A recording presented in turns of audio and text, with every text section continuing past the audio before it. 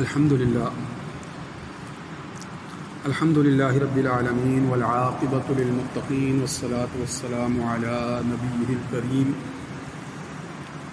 أما بعد فأعوذ بالله من الشيطان الرجيم بسم الله الرحمن الرحيم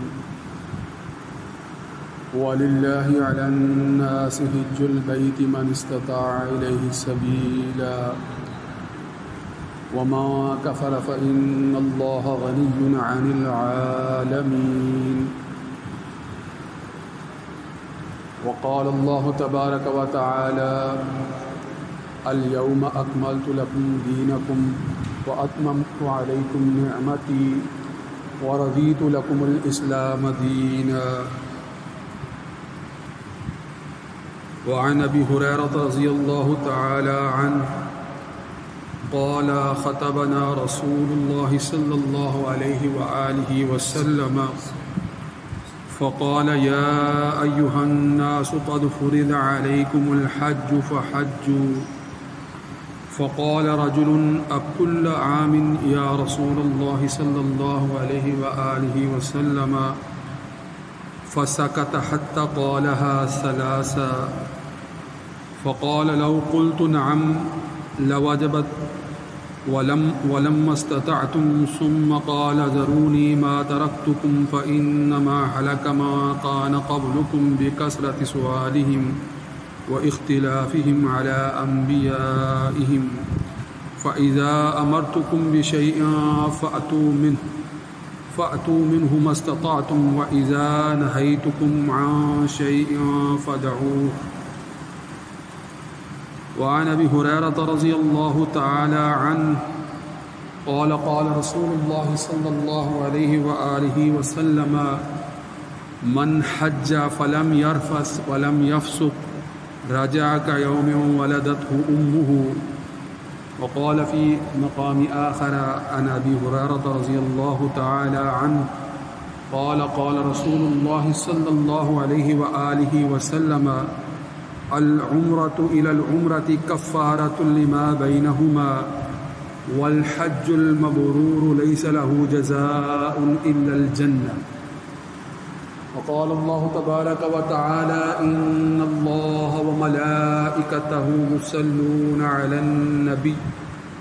يا أيها الذين آمنوا صلوا عليه وسلموا تسليما. اللهم صل على سيدنا ومولانا محمد وعلى آل وأصحاب سيدنا ومولانا محمد وبارك وسلم علیہ. سامعین محترم، آج 5 ذی الحج ہے اور آپ جانتے ہیں کہ حج کے لیے قافلے حدود حرم کی طرف جو ہے وہ رواں دواں ہیں اور عشرہ حج جو ہے وہ شروع ہو چکا ہے اور اس میں کرنے کے بہت سے کام ہیں.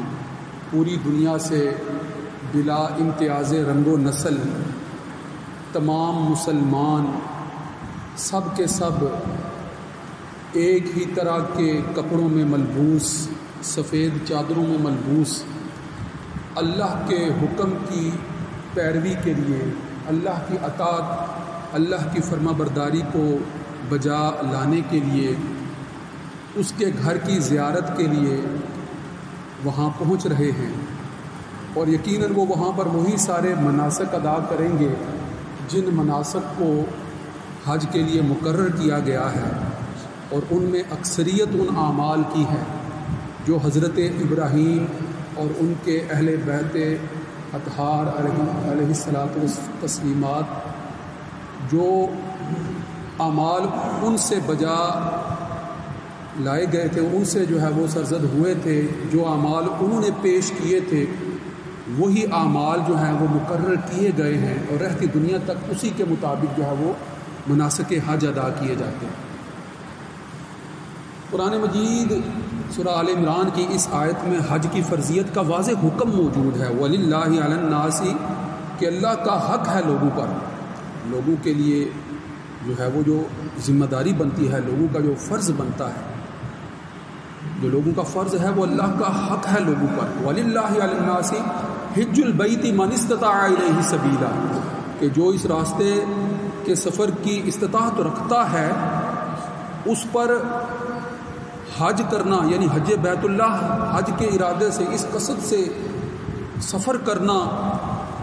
اللہ کے لیے لوگوں پر فرض ہے. وَلِلَّهِ عَلَى النَّاسِ حِجُّ الْبَيْتِ اس گھر کا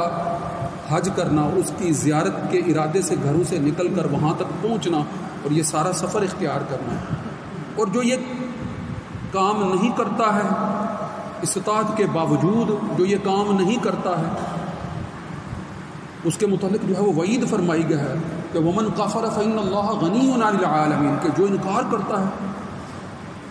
پہلے تو فرضیت کے حوالے سے جو قرآن مجید کے اندر یہ حکم موجود ہے، آپ صلی اللہ علیہ وآلہ وسلم نے اسی کی وضاحت فرمائی ہے. میں نے آپ کے سامنے ایک حدیث کا متن رکھا ہے، ذرا اس کا ترجمہ سن لیں تاکہ بات واضح ہو جائے کہ آپ صلی اللہ علیہ وآلہ وسلم بھی جو ہے وہ اس کی فرضیت سے متعلق جو ہے وہ عامت الناس کو آگاہ فرما رہے ہیں.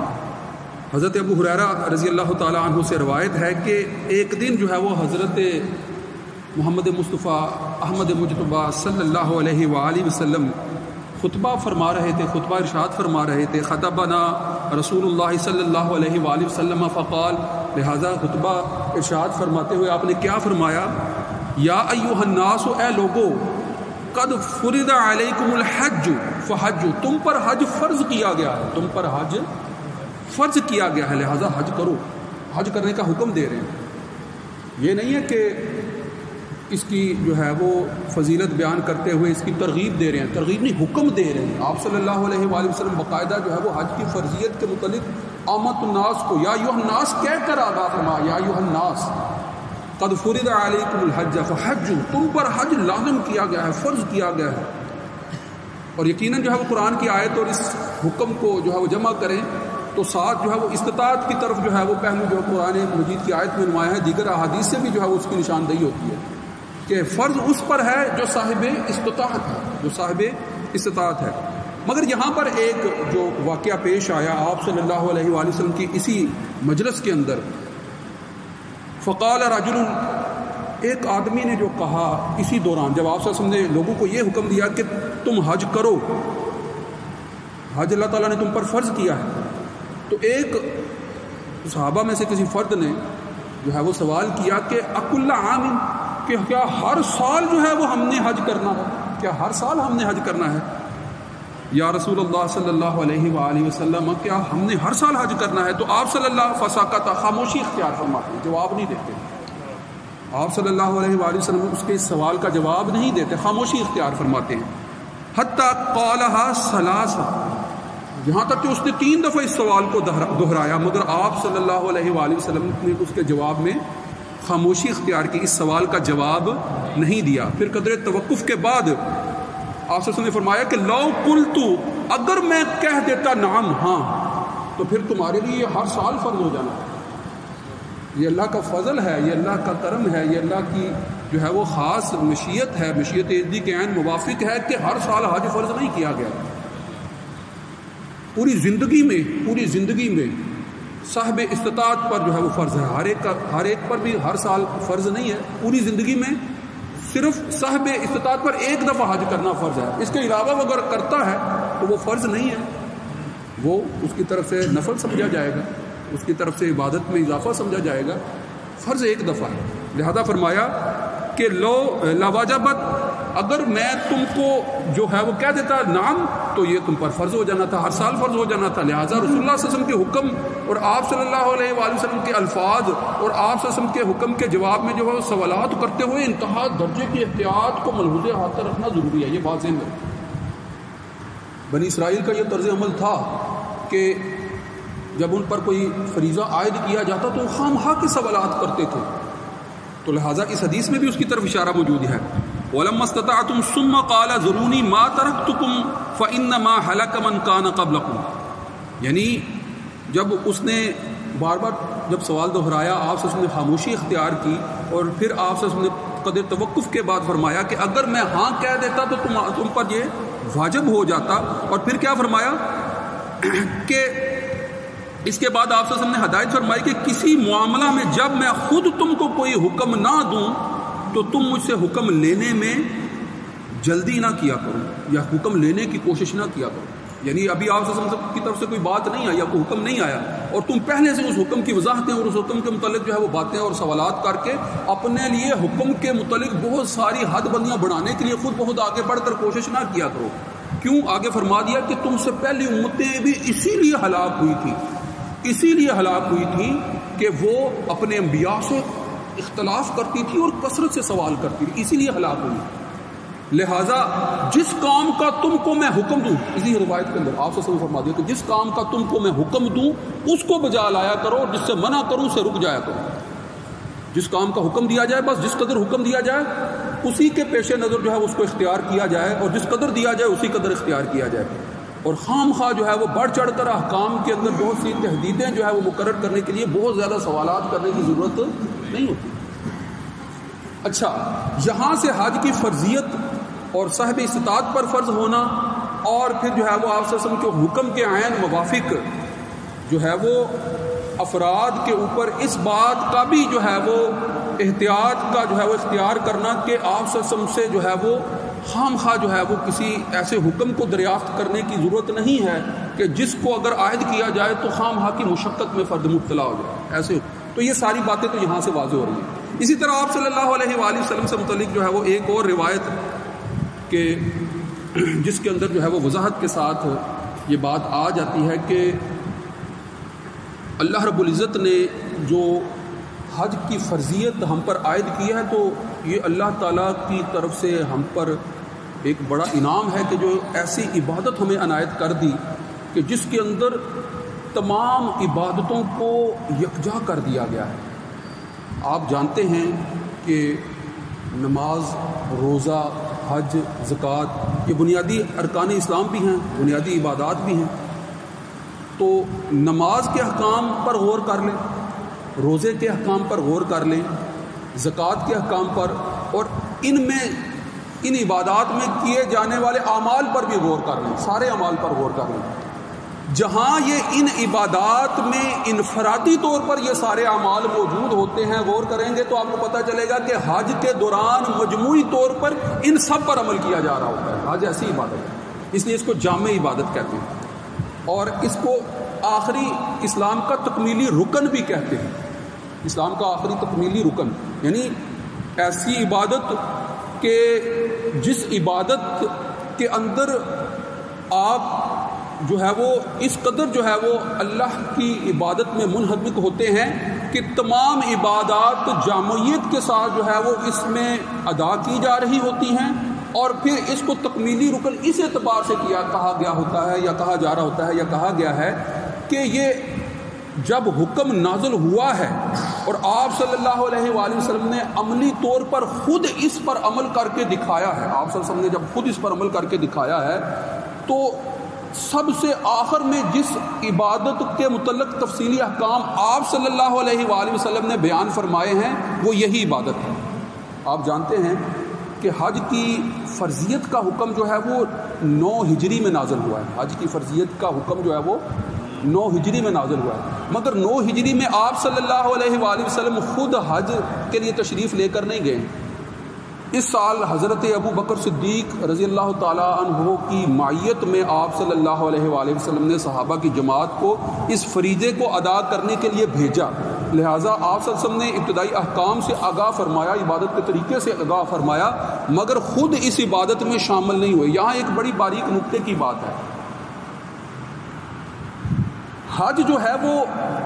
آپ صلی اللہ علیہ وآلہ وسلم کی بعثت سے پہلے بھی ہوتا تھا. مشرکین عرب جو ہے وہ حج کیا کرتے تھے، دور دراز کے علاقوں سے حج کے ارادے سے لوگ آیا کرتے تھے. اور یہ بات تاریخی طور پر میں آپ کو جو ہے وہ بتا چکا ہوں کہ حج کے لیے لوگوں کو دعوت دینے کا جو حکم ہے اولین طور پر حضرت ابراہیم علیہ السلام نے ہی جو ہے وہ کعبہ کی تعمیر کے بعد جو ہے وہ دیا تھا. وہ ندا جو حضرت ابراہیم نے جو ہے وہ بلند کی تھی، اس کے جواب میں جو ہے وہ مشرق و مغرب سے پوری دنیا سے لوگ حج کے لیے جو ہے وہ پھر آنا شروع ہوئے. تو حج تو حضرت ابراہیم علیہ السلام کے دور سے ہی جو ہے وہ رائج تھا. اور اس کے بعد جو ہے وہ دنیا کے طول و عرض سے جو ہے وہ لوگ حج کے ارادے سے جو ہے وہ بیت اللہ آیا کرتے تھے. اور یہاں یہ بات ذہن میں رکھیے گا کہ یہ عبادت جو ہے وہ مشرکین کیا کرتے تھے، لہٰذا مشرکین اس عبادت کو یعنی حج کے فریضے کو ادا کرنے کے لیے بیت اللہ کی زیارت کے قصد سے یہاں آیا تو کرتے تھے، یہ بات ذہن میں رکھیے گا، مگر وہ نماز نہیں پڑھتے تھے، نماز جیسی کوئی عبادت نہیں کرتے تھے. اسی لیے تو جو ہے وہ مسلمانوں کو تنبیہ کی جاتی ہے کہ جو نماز نہیں پڑھتا ہے تو اس کا عمل جو ہے وہ مشرکین جیسا عمل سمجھا جائے گا، کہ مشرکین جو ہے وہ حج تو کرتے ہیں، مشرکین حج تو کرتے تھے، وہ کہ حج کے مناسک جو ہے وہ ملت ابراہیمی یا سنت ابراہیمی کے مطابق نہیں کرتے تھے، مگر زیارت کے ارادے سے جو ہے وہ بیت اللہ آتے تو تھے. لہٰذا جب کہا گیا کہ من ترک الصلاۃ متعمدا فقد کفر، کہ جس نے جان بوجھ کر نماز چھوڑی تو اس کو کفر سے جو ہے وہ تشبیہ دی، یعنی کافروں کے قریب کہا کہ کافر جو ہے وہ نماز نہیں پڑھتے تو تمہارا نماز نہ پڑھنے کا عمل جو ہے وہ کافروں جیسا عمل ہے. غور کرو ایک بات، مگر یہاں پر اللہ رب العزت کیا فرما رہے ہیں؟ جو حج نہیں کرتا ہوا من کافر فإن اللہ غنی عن العالمین. اور ایک حدیث کے الفاظ ذرا سن لیں کہ جس حدیث میں جو استطاعت نہ ہونے کے باوجود حج نہیں کرتا تو آپ صلی اللہ علیہ وآلہ وسلم اس کے متعلق کیا فرما رہے ہیں کہ عن علی رضی اللہ تعالیٰ عنہ، حضرت علی کرم اللہ وجہہ سے روایت ہے، حضرت علی کرم اللہ وجہہ بیان فرما رہے ہیں، کیا فرما رہے ہیں؟ قال رسول اللہ صلی اللہ علیہ وآلہ وسلم من ملک زادن و راحلتن، جس کے پاس جو ہے وہ زاد راہ بھی موجود ہو اور سواری بھی موجود ہو، یعنی سامان سفر بھی موجود ہے، سفر کی استطاعت موجود ہے اور اس کے لیے سواری کی ضرورت ہوتی ہے، سواری کا بھی اسباب موجود ہے، جس کے پاس یہ موجود ہو تو راحلۃ تبلغ الی بیت اللہ، یعنی ایسی سواری جو اس کو پہنچا دے بیت اللہ تک، ولم یحج، اور وہ حج نہیں کرتا، فلا علیہ ان یموت یہودیا او نصرانیا، کہ پھر چاہے وہ یہودی ہو کر مرے چاہے نصرانی ہو کر مرے، اللہ کو اس کی کوئی پرواہ نہیں. کتنے سخت الفاظ ہیں، ذرا غور کرنا کہ جب کوئی نماز نہیں پڑھتا ہے تو قرآن مجید میں جو ہے اس کو کہا جا رہا ہے کہ وَلَوْ كَانَ مِنَ الْمُشْرِكِينَ، جو نماز ادا نہیں کرتا تو نماز نہ ادا کرنے والے ایسے ہی ہیں جیسے کہ مشرکین، تو مشرکین میں سے نہ ہو جانا، وَلَوْ كَانَ مِنَ الْمُشْرِكِينَ. مگر حج ادا کرنے والوں کو جو ہے وہ یہود و نصارہ سے تشبیہ دی جا رہی ہے. اور یہاں باریک نکتہ یہی ہے کہ یہود و نصارہ جو ہے وہ اللہ کی عبادت مختلف انداز میں کیا کرتے تھے مگر حج کے لیے نہیں آیا کرتے تھے، حج کے لیے نہیں آیا کرتے تھے. یہود و نصارہ حج کے لیے نہیں آیا کرتے تھے. کیوں؟ حالانکہ اپنے آپ کو جو ہے وہ ملت ابراہیمی کی طرف جو ہے حضرت ابراہیم علیہ السلام کے جو ہے وہ پیروکاروں میں جو ہے وہ شمار کرتے تھے، مگر بنی اسرائیل یہود و نصارہ حج کے لیے نہیں آیا کرتے تھے. تو لہذا جس طرح جو ہے وہ راندہ درگاہ یہود و نصارہ ہے، ایسے ہی جو ہے وہ رحلت کا یعنی سامان سفر ہونے کے باوجود، وسائل ہونے کے باوجود جو شخص جو ہے وہ حج نہیں کرتا ہے تو پھر چاہے وہ یہودی ہو کر مرے چاہے وہ نصرانی ہو کر مرے، جس طرح کسی یہودی کی موت اور کسی نصرانی کی موت کی پرواہ اللہ کو نہیں ہے، ایسے ہی وسائل ہونے کے باوجود، استطاعت ہونے کے باوجود اللہ کے حکم کی، ایسے حکم کی جو تکمیلی حکم ہے، تکمیلی حکم اس لیے اس کو کہا جا رہا ہے کہ حجۃ الوداع کے موقع پر آپ صلی اللہ علیہ وآلہ وسلم نے جب خطبہ دیا تو اس دوران یہ آیت نازل ہو گئی تھی کہ الیوم اکملت لکم دینکم واتممت علیکم نعمتی ورضیت لکم الاسلام دینا، کہ آج کے دن میں نے تمہارے لیے تمہارا دین مکمل کر دیا ہے، تم پر اپنی رحمت تمام کر دی ہے اور اسلام کو بطور دین تمہارے لیے پسند فرما لیا ہے، مقرر کر دیا ہے. تو جب حج کے موقع پر وہ حج جو آپ صلی اللہ علیہ وآلہ وسلم نے جو حج 9 ہجری کو مقرر کیا تھا مگر اس میت میں آپ جو ہے وہ شامل نہیں تھے، بلکہ اگلے سال جو ہے وہ 10 ہجری کو آپ صلی اللہ علیہ وآلہ وسلم اعلان عام فرما دیتے ہیں اور پھر آپ کی میت میں جو ہے وہ لاکھوں کی تعداد میں لوگ جو ہے وہ مختلف علاقوں سے جو ہے وہ حج کرنے کے لیے جو ہے وہ بیت اللہ میں پہنچ جاتے ہیں. اس دوران عرفات کے میدان میں خطبہ حجۃ الوداع کے موقع پر جب یہ آیت نازل ہو رہی ہے تو اس کے اندر یہی تو کہا جا رہا ہے کہ آج کے دن تمہارے لیے تمہارا دین مکمل کر دیا گیا ہے، تم پر اللہ نے اپنی نعمت تمام کر دی ہے. تو جس فریضے کے دوران یہ آیت نازل ہوئی ہے جو اسلام کی تعلیمات کو مکمل طور پر جو ہے وہ نازل کر دیے جانے کی طرف اشارہ کر رہی ہے، تو یقیناً پھر اس عبادت کو ارکان اسلام میں ایسا رکن جو ہے وہ قرار دیا گیا ہے جو تمام عبادات کو مکمل کرنے والا ہے، جو تکمیلی رکن ہے، جو اسلام کی ساری تعلیمات کو مکمل کرنے والا ہے۔ اگر آپ کو یہ بات سمجھ آ گیا تو آخر میں اب اس نقطے کو بھی سمجھیے گا جو میں پہلے بارہا آپ کے سامنے جو ہے ایک خاص نقطۂ نظر سے رکھ چکا ہوں۔ اب آپ نے اس کو مجموعی حیثیت سے جو نقطۂ نظر اللہ کے محبوب اختیار کرتے ہیں اس حوالے سے بھی سمجھنا ہے۔ آپ جانتے ہیں کہ جو ہے وہ اللہ کی صفات جمال جو ہیں ان کا تقاضا ہے کہ اسی سے محبت کی جائے۔ اللہ جمیل و یحب الجمال، اللہ کی ذات خوبصورت، یعنی خوبصورتی اللہ کی ذات سے تو بڑھ کر نہیں ہو سکتی۔ خوبصورتی کو پیدا کرنے والا بھی وہی ہے جو دنیا میں ہمیں نظر آتی ہے، اور جو ہے وہ خوبصورتی ہی کو پسند فرمانے والا ہے۔ اور انسان کے نفس کا یہی تو تقاضا ہوتا ہے نا کہ جب وہ خوبصورتی کو دیکھتا ہے تو اس کے ساتھ اس کو انس ہو جاتا ہے، اس کے ساتھ اس کو محبت ہو جاتی ہے، اور اس محبت کے تقاضوں کو پورا کرنے کے لیے وہ ہر طرز عمل تیار کرنے کے لیے تیار رہتا ہے۔ غور کرنا چاہیے نا۔ تو صفات جمال جو اللہ کی صفات جمال ہیں انہی کا تقاضا ہے نا کہ اللہ ہی سے محبت کی جائے۔ محبت حقیقی اللہ ہی سے ہو سکتی ہے۔ دنیا کے اندر جو ہے وہ عارضی جزوی محبتیں بہت سی ہو سکتی ہیں، مال کی محبت ہو سکتی ہے، جان سے محبت ہو سکتی ہے، اولاد سے محبت ہو سکتی ہے، علاقے سے محبت ہو سکتی ہے، رہن سہن کی جگہوں سے محبت ہو سکتی ہے، مگر یہ جزوی عارضی محبتیں ہیں، یہ جو ہے وہ سطحی محبتیں ہیں، ان کو حقیقی محبت نہیں قرار دیا جا سکتا۔ حقیقی محبت تو مالک حقیقی ہی سے ہو سکتی ہے، وہی ایسی محبت کا حقدار ہے۔ جو ایسی محبت کا حقدار ہے یقیناً عبادت بھی پھر اسی کی ہونی چاہیے، کسی اور کی عبادت نہیں ہونی چاہیے۔ تو اللہ کی محبت کا تقاضا ہے کہ عبادت اسی کی جائے، لہٰذا نماز روزہ اسی کے لیے، زکوٰۃ اسی کے راہ پر مال خرچ۔ اب یہاں جب ہو کیا رہا ہوتا ہے کہ جب آپ نماز پڑھتے ہیں تو آپ سارے جسم کو اس کے حضور پیش کر رہے ہوتے ہیں، سارے جسم کو اس کے حضور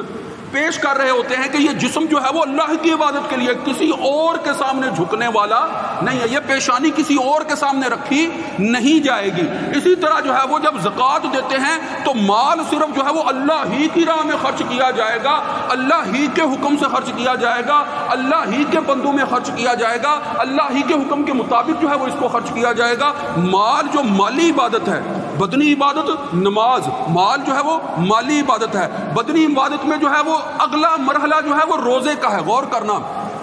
بدنی عبادت میں جو ہے وہ ظاہری طور پر اعمال کر دینا،